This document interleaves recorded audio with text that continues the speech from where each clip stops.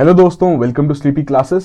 तो भैया बजट आने वाला है, तो बजट आने से पहले एक छोटा सा टॉपिक यहां पर डिस्कस करते हैं कि फिस्कल पॉलिसी क्या है, किस तरीके के टाइप्स देखने को मिलते हैं एंड फिस्कल पॉलिसी एग्जैक्टली काम कैसे करती है। तो आज का हमारा टॉपिक रहेगा, शुरुआत करते हैं। बट उससे पहले एक छोटी सी पीस ऑफ इंफॉर्मेशन जो 2025 के लिए अटेम्प्ट की तैयारी कर रहे हैं कि स्लीपी क्लासेस द्वारा 2025 के कोर्सेज भी लॉन्च कर दिए जा चुके हैं। फर्स्ट बैच लॉन्च हो चुका है, लाइव क्लासेस वहां पर कंडक्ट की जा रही हैं।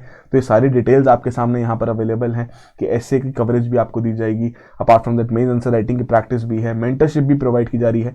तो डेफिनेटली चेकआउट कीजिए इन डिटेल्स को। कोई भी आपकी क्वेरी रहे, टोल फ्री नंबर आपके सामने है, हमें कॉन्टैक्ट कीजिए, हम आपकी क्वेरीज को फॉर श्योर रिजॉल्व करेंगे। तो आज के टॉपिक के बारे में बात करते हैं। पहली बात, फिस्कल पॉलिसी क्या है। तो देखिए, बजट आने वाला है, तो बजट बेसिकली क्या दर्शाता है।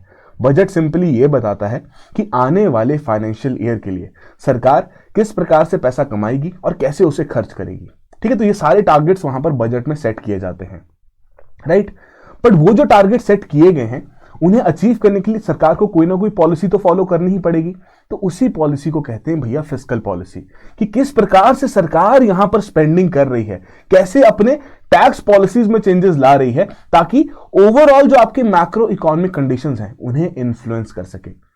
अब ये ओवरऑल मैक्रो इकोनॉमिक कंडीशंस किस प्रकार की हुई कि भैया ओवरऑल इकोनॉमी में ग्रोथ किस तरीके की है, उसे सरकार यहां पर इन्फ्लुएंस करेगी।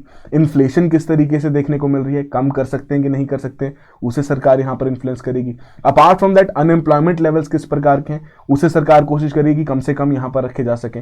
तो इन मैक्रो इकोनॉमिक कंडीशंस को इन्फ्लुएंस करने के लिए सरकार अपनी फिस्कल पॉलिसीज में टाइम टू टाइम कुछ ना कुछ चेंजेस वहां पर लेके आती है और वही चेंजेस बजट द्वारा रिप्रेजेंट किए जाते हैं। तो बेसिकली ये पॉइंट जॉन मेनर्ड कीन्स द्वारा भी रखा गया था। उन्होंने यही आर्ग्यू किया कि जब भी किसी प्रकार की डिसरप्शन मार्केट में देखने को मिले ना, तो आप मार्केट के भरोसे नहीं रह सकते कि मार्केट खुद को रिवाइव करेगी। कारण बड़ा सिंपल सा है कि देखिए, प्राइवेट प्लेयर जो रहेगा ना वो थोड़ा हिचकिचाएगा अगर मार्केट में रिसेशन देखने को मिल रहा है। सो कहीं ना कहीं वो अपना पैसा इन्वेस्ट करने से थोड़ा कतराएगा।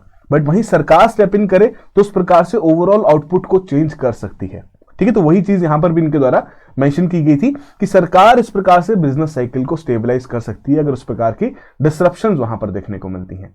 और यही चीज आपकी जब ग्लोबल इकोनॉमिक क्राइसिस 2008 के ले लीजिए, पेंडेमिक के ले लीजिए, दोनों समय पे ये देखा गया कि जब सरकार ने स्टेप अप किया, अपनी पॉलिसीज में चेंजेस लाए, तो उस प्रकार से उनके द्वारा कोशिश की गई कि जो फाइनेंशियल सिस्टम्स के ऊपर असर पड़ा है उन्हें सपोर्ट दिया जा सके, जो ग्रोथ रुक चुकी है उसे जंप स्टार्ट किया जा सके। एंड सबसे क्रूशियल जो एस्पेक्ट है, बीइंग अ वेलफेयर सरकार या बीइंग अ वेलफेयर गवर्नमेंट, कि जो वल्नरेबल ग्रुप्स हैं हमारी सोसाइटी के, जो लो इनकम ग्रुप्स हैं हमारी सोसाइटी के, उन्हें उस प्रकार का कुशन प्रोवाइड करें या फिर इस प्रकार के चेंजेस की वजह से जो उनके ऊपर इंपैक्ट पड़ सकता है ना, उसे यहां पर मिटिगेट किया जा सके, राइट। तो ये बेसिक्स ऑब्जेक्टिव रहता है आपकी फिस्कल पॉलिसी का। बट ये काम कैसे करती है, आइए समझते हैं।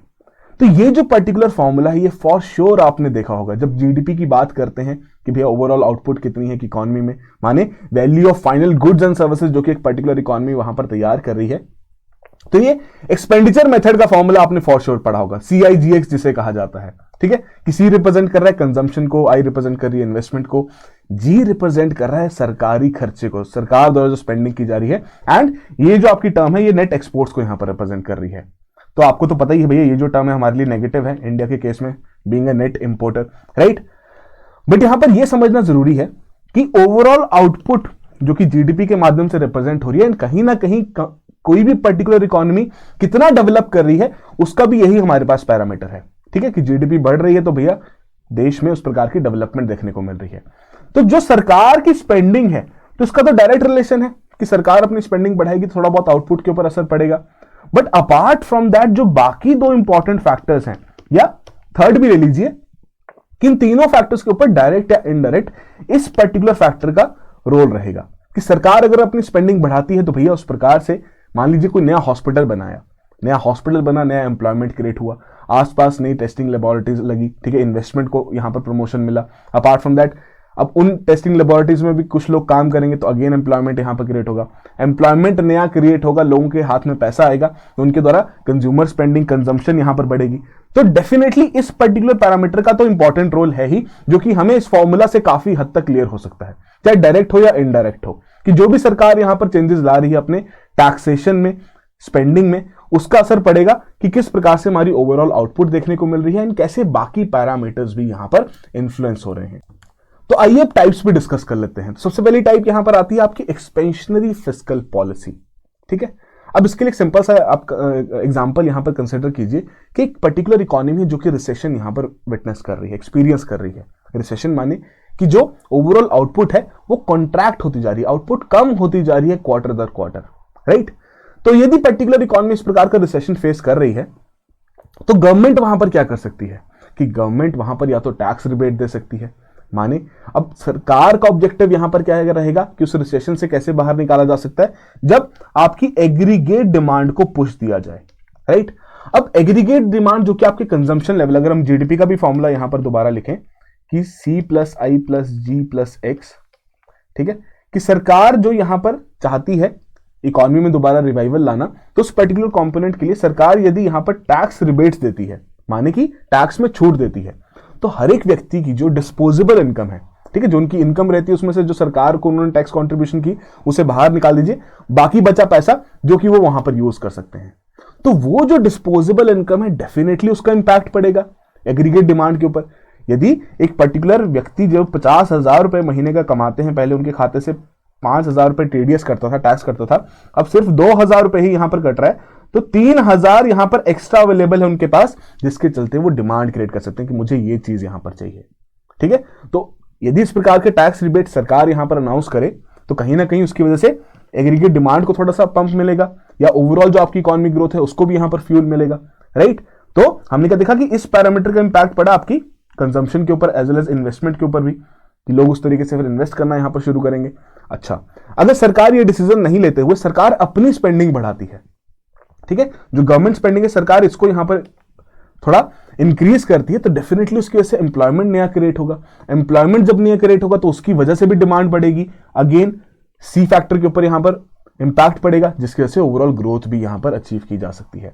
सो एक्सपेंशनरी फिस्कल पॉलिसी बेसिकली क्या कह रही है कि या तो सरकार अपना टैक्स का जो कलेक्शन है, जिस प्रकार से टैक्स रेट वहां पर इंप्लीमेंट किया जा रहा है उसे कम कर दे, कम टैक्स वहां पर कलेक्ट करे, ताकि लोगों के पास ज्यादा पैसा अवेलेबल रहे जिसे वो खर्च कर सकें, एंड ओवरऑल जो आपकी एग्रीगेट डिमांड है उसे हम ग्रो कर सकें। या फिर सरकार खुद से यहां पर खर्चा कर सकती है, ठीक है, अपनी इन्वेस्टमेंट, अपनी जो स्पेंडिंग है उसे इंक्रीज कर सकती है, नए प्रोजेक्ट्स यहां पर ला सकती है, हाईवे हो, हॉस्पिटल्स हो, इस प्रकार के नए प्रोजेक्ट्स, पावर प्रोजेक्ट्स वहां पर हो सकते हैं, जिसका इंपैक्ट पड़ेगा, मल्टीप्लायर इफेक्ट वहां पर देखने को मिलेगा, जिसके चलते ओवरऑल एग्रीगेट डिमांड को पुश दिया जा सकता है।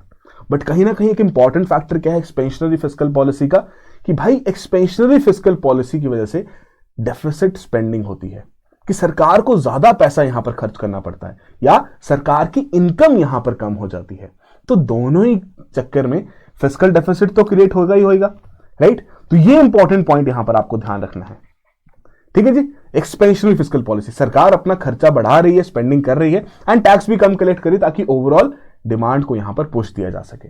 चलिए सेकंड फिर यहां पर आती है कॉन्ट्रैक्शनरी फिस्कल पॉलिसी, कि अब देखिए सरकार ने दुनिया भर का खर्चा यहां पर किया, उस प्रकार से ग्रोथ यहां पर आ गई, बट वो जो ग्रोथ है वो कंट्रोल में नहीं है, ठीक है, कि इन्फ्लेशन बढ़ती हुई देखने को मिल रही है, क्योंकि यदि लोगों के हाथ में पैसा आएगा, डिमांड बढ़ेगी और सप्लाई उस तरीके से ना बढ़ पाई तो इन्फ्लेशन तो देखने को जरूर मिलेगी।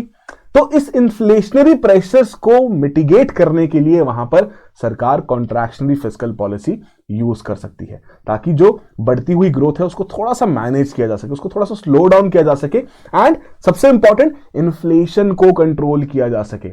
देखिए जो normal middle income class family रहेगी वो फिर भी शायद थोड़ा इन्फ्लेशन को मिटिगेट कर पाएगी, बट जो हमारे वल्नरेबल ग्रुप्स है ना, उनके ऊपर सबसे ज्यादा इंपैक्ट यहां पर पड़ता है। सरकार का ऑब्जेक्टिव क्या है, बीइंग अ वेलफेयर गवर्नमेंट, कि उन्हें यहां पर प्रोटेक्ट करना है। तो गवर्नमेंट क्या कर सकती है, गवर्नमेंट वहां पर थोड़े टैक्सेस बढ़ा सकती है, अपनी पब्लिक स्पेंडिंग को रिड्यूस कर सकती है, ताकि ओवरऑल यहां पर जो एग्रीगेट डिमांड को एक्स्ट्रा पुश मिल चुका है उसे हम थोड़ा रिड्यूस कर सकें, एंड इस प्रकार के जो इन्फ्लेशनरी प्रेशर्स हैं उनको थोड़ा सबसाइड कर सकें, ठीक है जी। तो वो कहलाती है contractionary fiscal policy, again the opposite of the जो हमारा एक्सपेंशनरी फिस्कल पॉलिसी था, जिसमें टैक्सेस कम किए जा रहे थे, स्पेंडिंग बढ़ाई जा रही थी। इसमें सरकार स्पेंडिंग कम कर रही है, टैक्सेस बढ़ा रही है, ताकि लोगों के पास कम इनकम बचे डिस्पोज करने के लिए, क्योंकि डेफिनेटली वही 50,000 की इनकम का एग्जांपल ले लो, पहले 5,000 अगर सरकार टैक्स ले रही थी, तो यदि उसको 10,000 कर दी जाए तो व्यक्ति के पास अब कम पैसा पड़ा है जिसे वो खर्च कर सकता है, तो कम उनके द्वारा डिमांड यहां पर क्रिएट की जाएगी।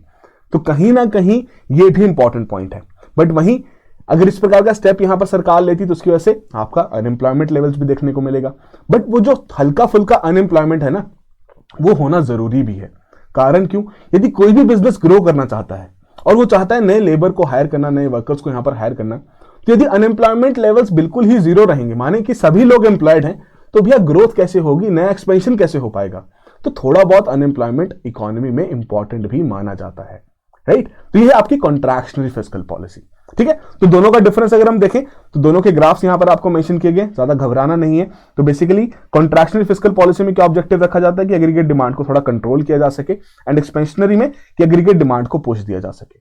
अब दोनों के पॉइंट्स यहां पर आपको दिए गए कि इकोनॉमिक ग्रोथ के ऊपर कैसा असर पड़ेगा। तो भैया कॉन्ट्रैक्शनरी है तो नेगेटिव थोड़ा पड़ेगा, एक्सपेंशनरी पॉजिटिव देखने को मिलेगा। बट वहीं इन्फ्लेशन को हम थोड़ा कंट्रोल कर पाएंगे, एक्सपेंशनरी में थोड़ा आपका इन्फ्लेशन बढ़ता हुआ देखने को मिलेगा। अनएम्प्लॉयमेंट लेवल्स जो आपके कॉन्ट्रैक्शनरी में है वो राइजिंग देखने को मिलेंगे, एक्सपेंशनरी में फॉल होते हुए देखने को मिलेंगे। ट्रेड डेफिसिट डिक्रीज हो सकता है, कॉन्ट्रैक्शनरी में कम डिमांड क्रिएट हो रही है। But being a net importer जो हम हैं, तो उस केस में हमारा ट्रेड डेफिसिट बढ़ेगा जब एक्सपेंशनरी पॉलिसी यहां पर फॉलो की जाएगी, फिस्कल पॉलिसी, क्योंकि लोगों के पास पैसा है, एम्प्लॉयमेंट बढ़ा है, लोग डिमांड क्रिएट करेंगे, उस डिमांड को पूरा करने के लिए हो सकता है बाहर से भी सामान मंगवाना पड़े। इनकम इनइक्वालिटी, तो कॉन्ट्रैक्शनरी के केस में क्या होगा कि अब लिमिटेड लोगों के पास वहां पर पैसा रहेगा, कम स्पेंडिंग वहां पर हो रही है, तो आपकी इनकम इनइक्वालिटी थोड़ी खराब हो सकती है। एक्सपेंशनरी में क्या है कि लोगों के पास पैसा यहां पर आ रहा है, एम्प्लॉयमेंट क्रिएट हो रहा है, लोगों के पास पैसा यहां पर आ रहा है, तो शायद हम इनकम इनइक्वालिटी को इंप्रूव कर सकते हैं। बजट डेफिसिट कॉन्ट्रैक्शनरी में कम रहेगा क्योंकि सरकार कम से कम खर्चे कर रही है, ज्यादा रेवेन्यू जनरेट कर रही है। बट अगेन एक्सपेंशनरी में तो आपका बजट डेफिसिट देखने को ही मिलेगा। तो ये बेसिक से पॉइंट्स यहां पर आपके सामने है। अच्छा, फिर एक और दो टर्म्स हैं जो आपने डेफिनेटली सुनी होंगी, counter cyclical and pro cyclical fiscal policy. तो इन दोनों टर्म्स का क्या मतलब है वो भी यहां पर जान लेते हैं। तो देखिए 2021 में जो हमारा 2020-21 का जो फाइनेंशियल ईयर था, उस समय पे जो पेंडेमिक का असर पड़ा, जब आपका इको सर्वे आया, तो उसमें टर्म बहुत ज्यादा हाईलाइट की गई थी कि काउंटर साइक्लिकल फिस्कल पॉलिसी क्या है। और रिसेंटली हमने प्रीमिक्स में भी क्वेश्चन रखा था, तो वहां पर भी किसी ने कमेंट किया था कि सर इस टॉपिक को भी डिस्कस कर ले जाए, तो आइए इसे भी डिस्कस कर लेते हैं। तो देखिए जो ब्लू लाइन यहां पर रिप्रेजेंट की जा रही है, जो बीच वाली लाइन है, ये है नो पॉलिसी एक्शन, कि इकोनॉमी इस तरीके से यहां पर काम कर रही है, ठीक है, कि उस समय पे आपका यहां पर बूम देखने को मिल रहा है, यहां पर थोड़ा रिसेशन देखने को मिल रहा है, राइट, कि उस समय ग्रोथ है, इस समय आपका डाउनफॉल है। तो प्रो साइक्लिकल पॉलिसी बेसिकली क्या कहती है कि जब आपका ग्रोथ है, ठीक है, तो उस समय पे उसी प्रकार की पॉलिसीज फॉलो की जा रही हैं, माने एक्सपेंशनरी पॉलिसीज यहां पर फॉलो की जा रही हैं, कि जब ग्रोथ हो रही है तो उस समय पे एक्सपेंशनरी पॉलिसीज फॉलो की जा रही हैं, और जब डाउनफॉल देखने को मिल रहा है तो उस समय पे कॉन्ट्रैक्शनरी पॉलिसीज फॉलो की जा रही हैं। बट वहीं अगर हम देखें काउंटर साइक्लिकल पॉलिसी, अब काउंटर साइक्लिकल नाम से क्लियर हो रहा है कि जिस जगह पे साइकिल जा रही होगी उससे अगेंस्ट काम करना पड़ेगा, कि अगर इकोनॉमी में थोड़ी ज्यादा ग्रोथ देखने को मिल रही है तो उस बढ़ती हुई इन्फ्लेशन को कंट्रोल करने के लिए सरकार को उस प्रकार से काउंटर साइक्लिकल पॉलिसी लगानी पड़ेगी, कि उस समय पे सरकार को जो हमारी कॉन्ट्रैक्शनरी फिस्कल पॉलिसी है उसका यहां पर यूज करना पड़ेगा, ठीक है। तो वही चीज यहां पर आपको समझाएगी, अगेन वही फॉर्मूला यहां पर आपके लिए इंपॉर्टेंट है कि counter cyclical fiscal policy refers to the steps जो कि सरकार यहां पर लेती है to go against the direction of economic या फिर बिजनेस साइकिल, कि जब इकोनॉमी में कोई ग्रोथ देखने को मिल रही तो उस समय पे सरकार कॉन्ट्रैक्शनरी फिस्कल पॉलिसी यूज करेगी ताकि उस ग्रोथ को थोड़ा कंट्रोल कर सके, राइट। बट वहीं अगर रिसेशन वाला समय देखने को मिल रहा है तो उस समय पे सरकार अपनी स्पेंडिंग बढ़ाएगी ताकि उस प्रकार का उसे पुश वहां पर दिया जा सके, एक जंप स्टार्ट वहां पर प्रोवाइड की जा सके। तो 2021 का जो आपका फाइनेंशियल ईयर था कि पेंडेमिक यहां पर हिट हो चुका है, तो सरकार द्वारा यही एक्सपेंशनरी फिस्कल पॉलिसी यहां पर फॉलो की गई ताकि उस प्रकार से इकोनॉमी को रिवाइव किया जा सके। सरकार ने अपना आत्मनिर्भर पैकेज यहां पर अनाउंस किया, ठीक है जी, अपनी स्पेंडिंग यहां पर बढ़ाई ताकि कहीं ना कहीं प्राइवेट प्लेयर भी उस स्पेंडिंग का हिस्सा बने, ठीक है, अपनी इन्वेस्टमेंट को थोड़ा यहां पर लगाए एंड उस प्रकार से ओवरऑल डेवलपमेंट हम यहां पर देख सकें। वहीं जो आपकी अगर बूम वाला समय चलेगा तो उस समय पे काउंटर से जो आपकी काउंटर साइक्लिकल फिस्कल पॉलिसी है उसका ऑब्जेक्टिव रहेगा कि टैक्सेस बढ़ा दिए जाएं, पब्लिक एक्सपेंडिचर कट कर दी जाए ताकि बढ़ता हुआ जो इन्फ्लेशन और डेट है उसे हम यहां पर कंट्रोल कर सकें। तो in simple words counter cyclical fiscal policy क्या रिप्रेजेंट कर रही है कि जिस प्रकार से ट्रेंड हमारा इकोनॉमी में देखने को मिलेगा सरकार उसके अगेंस्ट यहां पर काम करेगी। प्रो साइक्लिकल में क्या है कि जिस प्रकार का ट्रेंड इकोनॉमी में देखने को मिलेगा कि ग्रोथ हो रही है, सरकार उस ग्रोथ को और पुश करेगी, राइट। तो कहीं ना कहीं जो प्रो साइक्लिकल फिस्कल पॉलिसी है उसकी वजह से फ्लक्चुएशंस फिर ज्यादा देखने को मिलेगा, राइट, क्योंकि काउंटर साइक्लिकल का ऑब्जेक्टिव क्या है कि भैया जो आपकी फ्लक्चुएशंस देखने को मिल रही हैं इकोनॉमी में कि बहुत ज्यादा ग्रोथ हो रही है फिर एकदम डाउनफॉल आ रहा है, उसको यहां पर मिटिगेट करने की कोशिश कर रहा है। तो यही सवाल लास्ट प्रीमिक्स में भी आपसे पूछा गया था कि किस प्रकार की फ्लक्चुएशंस के ऊपर किस प्रकार का इंपैक्ट यहां पर पड़ता है pro cyclical as well as counter cyclical policy का, राइट। तो वही पॉइंट्स यहां पर आपको मेंशन किए गए हैं प्रो साइक्लिकल के, कि गवर्नमेंट यहां पर रीइंफोर्स करती है बिजनेस साइकिल को by being expansionary in during the good times, कि उस समय पे सरकार भी बढ़ चढ़ के खर्चा करती है। बट इस प्रकार की जो फिस्कल पॉलिसी ना बहुत डेंजर है। डेंजर क्यों है भाई? क्योंकि आप खुद ही समझिए कि इस प्रकार की फिस्कल पॉलिसी की वजह से कहीं ना कहीं वॉलेटिलिटी बढ़ जाती है, मैक्रो इकोनॉमिक वॉलेटिलिटी बढ़ जाती है, ठीक है। कि उस प्रकार से यदि बहुत ज्यादा ग्रोथ हो रही है और आप सरकार भी बढ़ चढ़ के खर्चा कर रही है तो इन्फ्लेशनरी प्रेशर्स क्रिएट हो सकते हैं, सरकार का डेट यहां पर बढ़ सकता है। बट कहीं ना कहीं जो आपकी डेवलपिंग इकोनॉमीज हैं, ठीक है, कि जैसे कि एग्जांपल यहां पर आपको ब्राजीलियन इकोनॉमी का दिया गया है कि ड्यूरिंग द कमोडिटी बूम जो कि आपका अर्ली 2000s में देखने को मिल रहा था, तो उस समय पे सरकार ने भी बढ़ चढ़ के यहां पर खर्चा किया था, ठीक है। सरकार ने अपने इंक्रीजिंग कर दी थी, स्पेंडिंग बिल्कुल बढ़ा दी गई थी, बट उसका असर फिर लेटर ऑन देखने को मिला कि जो इन्फ्लेशन थी फिर बियॉन्ड कंट्रोल चली गई, ठीक है, उसे वो ढंग से मैनेज नहीं कर पाए। तो प्रो साइक्लिकल फिस्कल पॉलिसी के बहुत ही लिमिटेड हमें एग्जांपल्स देखने को मिलते हैं, ठीक है। कहीं ना कहीं तो ये भी कहा जाता है कि जो आपकी डेवलप्ड इकोनॉमीज हैं वो थोड़ा सा आपका कहीं ना कहीं counter cyclical fiscal policy follow करते हैं, डेवलपिंग में प्रो साइक्लिकल फॉलो की जाती है। कारण क्या कि भैया डेवलपिंग में जब थोड़ा बहुत बूम देखने को मिलता है तो सरकार चाहती है वो बूम लंबे समय तक रहे, वो ग्रोथ का जो एक आपका समय है, ये जो आपका टाइम पीरियड है, इसको लंबे समय तक वो खींच सके। तो उनका ये ऑब्जेक्टिव रहता है जिसकी वजह से वो प्रो साइक्लिकल पॉलिसी फॉलो करते हैं। बट उसमें भी फिर बहुत सारे इंटरनेशनल फैक्टर्स का इंपैक्ट पड़ता है, एक्सटर्नल वल्नरेबिलिटीज का इंपैक्ट पड़ता है, जिसकी वजह से उसे कंटिन्यू नहीं कर पाते एंड उस पर्टिकुलर सिनेरियो से बाहर आना फिर मुश्किल हो जाता है कि इन्फ्लेशन भी बढ़ जाती है एंड सरकार का यहां पर उधार भी बढ़ जाता है। तो ये बेसिक्स इंफॉर्मेशन थी जो कि आज हमने यहां पर डिस्कस की है। तो आई होप आपको समझ में आया होगा different types of fiscal policy, क्या उसका ऑब्जेक्टिव है, कैसे ये काम करती है एंड ये जो पर्टिकुलर दो कंपोनेंट्स है counter cyclical and pro cyclical, ये किस तरीके से यहां पर काम करते हैं, राइट। तो जाते जाते एक सिंपल सा सवाल आपके लिए यही है, कमेंट बॉक्स में बताइए कि मॉनेटरी पॉलिसी फिर क्या होती है। चलिए बजट की डिस्कशन पे मिलेंगे। That will be all the very best, have a good preparation.